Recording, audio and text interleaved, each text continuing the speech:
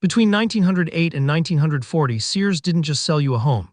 They financed it, insured it, and when you couldn't pay, they took it back. 1908, Chicago. Richard Warren Sears, the mail-order kingpin, sat in his office and realized something his competitors hadn't yet grasped. Americans wanted homes, not rented apartments, not farmhouses passed down through generations.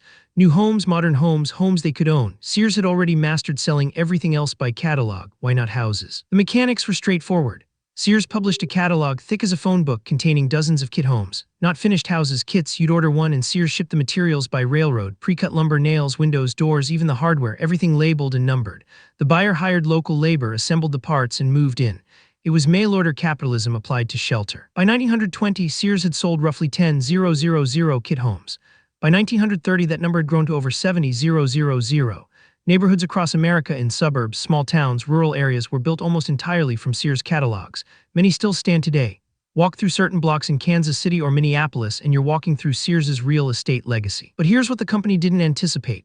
Most Americans couldn't afford to pay cash for a house, even a kit. They needed credit, and Sears, being Sears, decided to provide it. The company didn't invent the mortgage. Banks had been doing that for decades. What Sears did was democratize it. They offered mortgages directly to buyers, cutting out the banker, charging interest, and holding the note themselves. 1925. Sears opened its own financial subsidiary. They called it Sears Financial Services. The logic seemed airtight. Sell a house, finance the house, collect payments for 15 or 20 years, pocket the interest. It was a second revenue stream from the same transaction. By the late 1920s, Sears was holding mortgages on tens of thousands of homes across the country. They didn't know it yet. None of them did. The executives in Chicago, the salesmen in the field, the families signing the papers. None of them understood what was about to happen.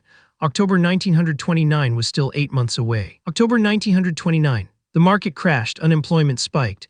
By 1932, roughly 1 in 4 Americans couldn't find work. People who'd signed 20-year mortgages with Sears found themselves without income. They defaulted, not out of malice, out of necessity. They had no money. Sears faced a choice: forgive the debt and absorb the loss, or enforce the contract and take back the houses. The company chose enforcement. They began foreclosing. Thousands of families who'd built lives in Sears kit homes were evicted. The houses were repossessed. Sears now owned the properties but couldn't sell them. The market was dead. By 1935, Sears's financial subsidiary was hemorrhaging money. The company held thousands of houses it couldn't sell and thousands of defaulted mortgages it couldn't collect. A business model that had seemed perfect in 1925, leverage and scale, had become a catastrophe. Sears had accidentally transformed itself from a retailer into a mortgage lender, and mortgage lending during the Great Depression was a money-losing proposition. The irony deepened. Sears had built its empire on understanding consumer behavior, on knowing what people wanted and how much they could afford. Yet with mortgages, the company was exposed to an entirely different risk: macroeconomic collapse. You can't forecast a depression in a catalog. You can't control whether your customer stays employed. 1937, Sears made a strategic decision. The company began selling off its mortgage portfolio to other financial institutions at steep discounts. They were essentially paying buyers to take the bad debt off their hands. It was an exit, a painful, expensive exit, but an exit nonetheless. By 1940, Sears had largely withdrawn from the mortgage business. The subsidiary was shuttered. The company returned to what it did best: retail, selling goods, taking a markup, moving inventory. The kit home division eventually declined too, though it persisted in smaller form into the 1950s. What Sears discovered painfully was a principle that would resurface again and again in American finance. Vertical integration works when you control the entire chain.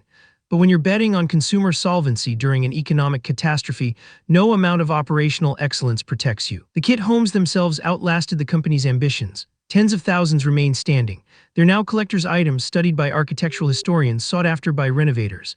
The homes Sears sold as disposable consumer products, built quickly, shipped by rail, assembled by amateurs, turned out to be durable. The mortgages, however, didn't survive. The financial instruments evaporated. The debt was absorbed, forgiven, or transferred away. What remains is a historical footnote. Sears once held more mortgages than some regional banks.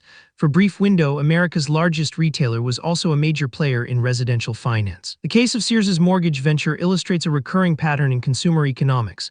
Companies expand into adjacent markets, believing operational excellence in one domain transfers automatically to another. It rarely does. The Depression revealed that Sears's competitive advantage, logistics, scale, customer trust, couldn't insulate them from systemic financial risk. Today, those Sears kit homes are worth more than the mortgages ever were. Homeowners pay premiums for them specifically because they're Sears homes. The brand's reputation, reliability, accessibility, straightforward value transferred to the physical structure in a way it never could to the financial instrument. The product outlasted the business model. This video is for educational and informational purposes only and is not financial advice. Always do your own research. Subscribe to uncover more cases where business logic collided with economic reality and what those collisions reveal about how consumer markets actually work. This video is for educational and informational purposes only and is not financial advice. Always do your own research.